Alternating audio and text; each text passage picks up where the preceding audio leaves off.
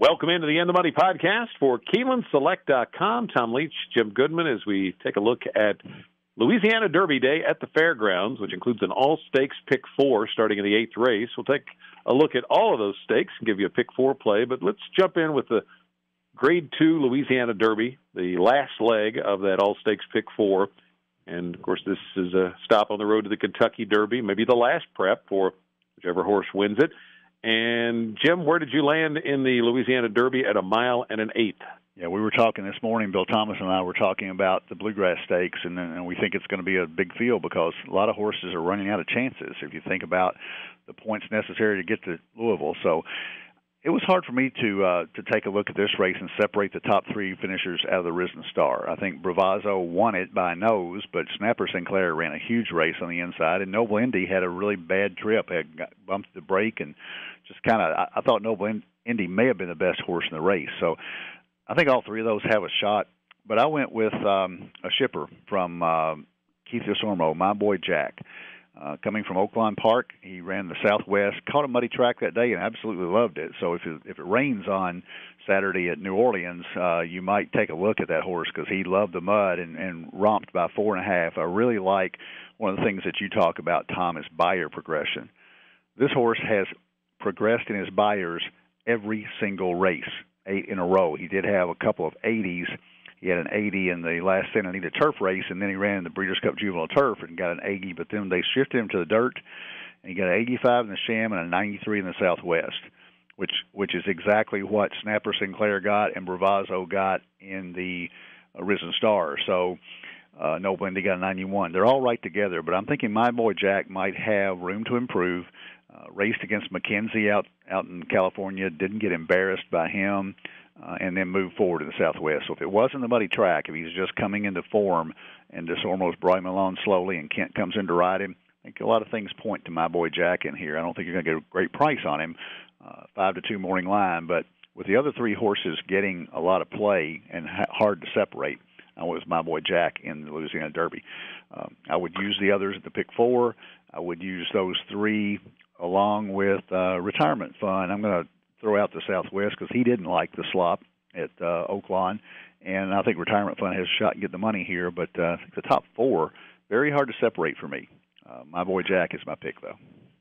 I'm with you on Retirement Fund. I think he is a real interesting long shot play in here. I think you'll get a really good price, 12, 15 to 1 or better on him, and if you can indeed draw a line through that last race, then he's not far off the others from a figure standpoint. But I ended up picking Noble Indy in here. I think your horse, My Boy Jack's certainly the one to beat off that race. I'm just looking for some value, and so I think I'm going to try Noble Indy.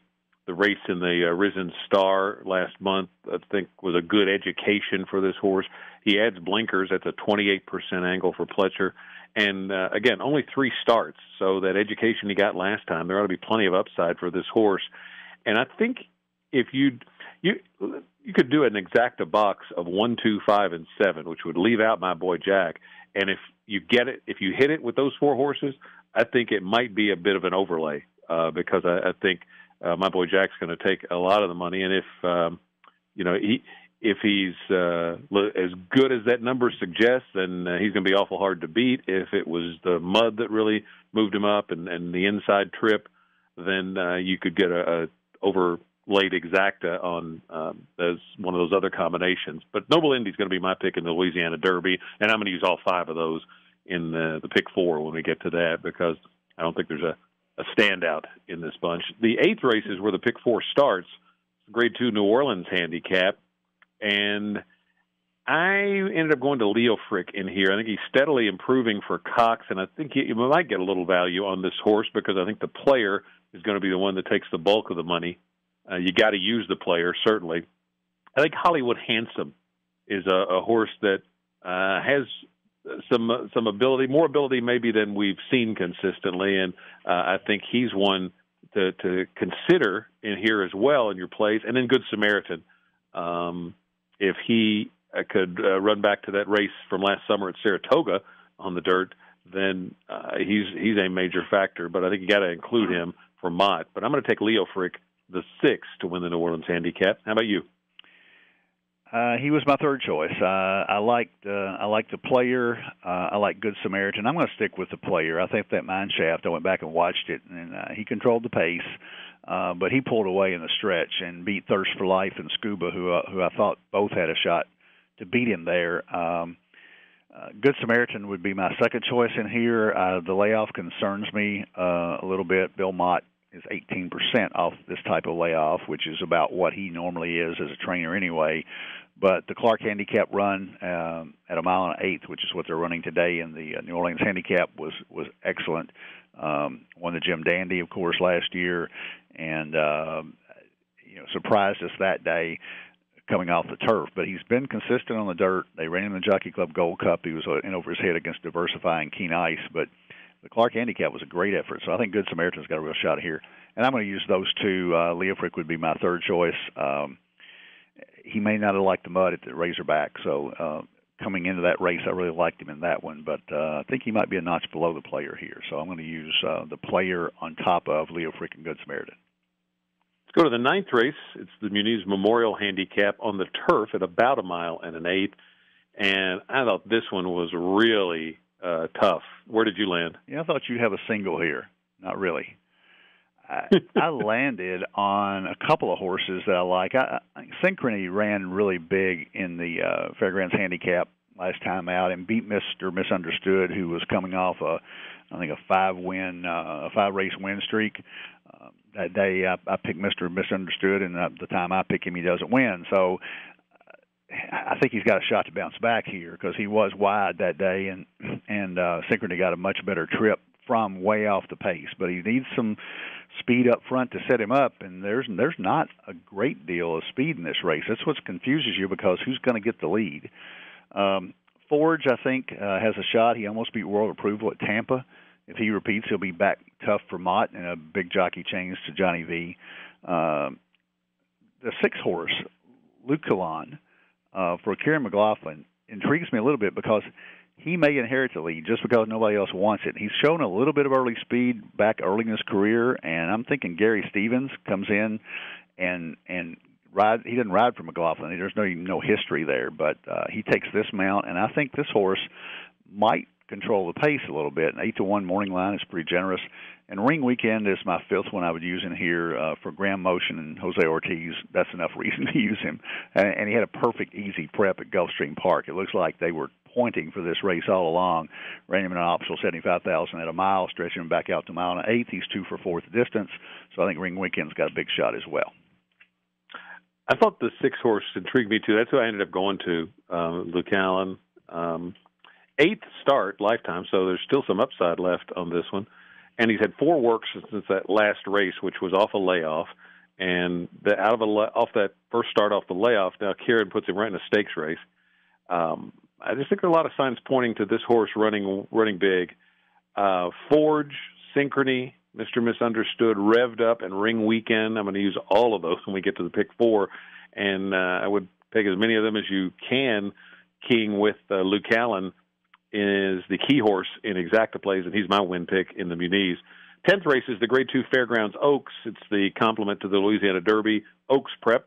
So 3-year-old filly's going a mile and a 16th here, a 16th shorter than the boys will run. I like Wonder Gadot a lot in here. She was wide last time. I think she's got a big class edge. Horse that beat her is going to run in the Ashland at Keeneland. Johnny V stays. That adds to the appeal. So I like her a lot in here for Mark Casse. Eskimo Kisses certainly looks to be getting good for McPeak, so that one intrigued me a little bit. Classy Act, the 1, Patrona Margarita, the 5, are the others that I like. But Wonder Gadot is my pick in the Fairgrounds Oaks. How about you? I was between her and Classy Act. I think both of them obviously were a step below Monomoy Girl, who was very impressive in the Rachel Alexandra, but this is their second shot to get to the Kentucky Oaks, and Monomoy Girl is going to run in the Ashland if everything goes as planned. So I was a coin flip between those two because Classy Act beat Wonder Gadot, but Wonder Gadot didn't really seem to be into the race. I thought she would run better than Rachel Alexandra after almost winning the Silver Bullet Day. I don't know if she had a bad day. I don't know if she's gotten to her peak. I just think Classy Act might have a little bit more upside. So I'll take her as the win pick. Eskimo Kisses is getting better for Kenny McPeak, as you said. Had a sloppy track at Oaklawn last out. Seems like a lot of horses coming off that sloppy track. You never know how that'll translate if the track is fast there. But she's obviously getting better, and she's got some upside with only her 6th lifetime start. Moving from an optional claimer to a grade 2, though, is a big step. So I think Classy Act is my pick, but I'll use Wonder Godot and Eskimo Kisses also in the pick 4. Let's do a pick 4 now. The starts in the 8th race. I'm going to start with the Player, Good Samaritan, and Leo Frick, so 1, 5, and 6. Going to use all 6 horses I mentioned in the Muniz, 1, 6, 8, 9, 10, 11. Then in the Fairgrounds Oaks, I'm going to single Wonder Godot. I would like to also use Classy Act, but to keep the ticket affordable, I want to go deeper than the Louisiana Derby. So I'm going to single Wonder Godot, and then I'm using the 5 in the Louisiana Derby, 1, 2, 5, 7, and 9, Noble Indy, Bravazzo, Snapper Sinclair, My Boy Jack, and Retirement Fund, the long shot that we both like. So I'm 3 by 6 by 1 by 5, which is $45 for 50 cents. And so adding Classy Act would double the ticket. So if you're having a good day earlier in the card, you could consider expanding, but I'm going to stick with a single there to keep the ticket affordable. How about you? And there are a lot of stakes races earlier in the card that you might can make some money on, too. There you go. They've got 8 stakes races total at Fairgrounds on Saturday. We're on almost the same horses, if you realize we talked individually, but we were on just about the same horses every race. I did my ticket a little bit differently, but came up with a $45 ticket as well. First race I used the 1-5, the Player and Good Samaritan, so I'm going 2 deep there. Second race I went 5 deep where you went 6, so I'm going to use the 1, 6, 8, 9, 11, Synchrony, Luke Allen, the 8-horse Mr. Misunderstood, Forge the 9, and Ring Weekend the 11. In the third leg, I'm going to go with Classy Act as my top pick in the Oaks, 1 horse with the 4 Eskimo Kisses and the 8 Wonder Godot. So 3 horses there. And then I'm standing on 3 horses in the last leg. I may regret leaving out Retirement Fund, so I may make this a $60 ticket and just put him in there. But I'm going to go 1, 2, 9 with Bravazzo, Noble, Indy, My Boy Jack, the top pick, and I think I will spend $60 and go ahead and put Retirement Fund in there just in case. So $60 ticket for me. Retirement Fund will certainly juice up the pick 4 if we are live to him on Saturday. Great day of racing down at the fairgrounds on the Louisiana Derby Day card. So enjoy that as you watch the basketball. And best of luck. Pretty soon we'll be talking about Keeneland, just now less than 2 weeks away to the start of the spring race meet. For Jim Goodman, I'm Tom Leach, and this is the In the Money podcast for KeenelandSelect.com.